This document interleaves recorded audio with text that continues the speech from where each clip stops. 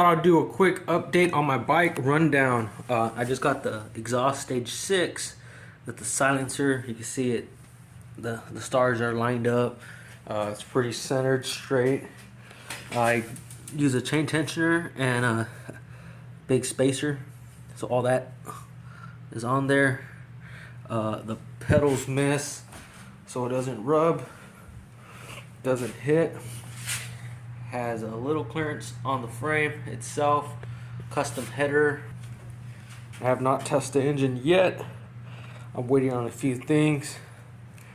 Also, I got a Gemini rear hub for the bike. So I think a new custom rim set is going to be on this very soon. And I'm also going to do a color change, top secret.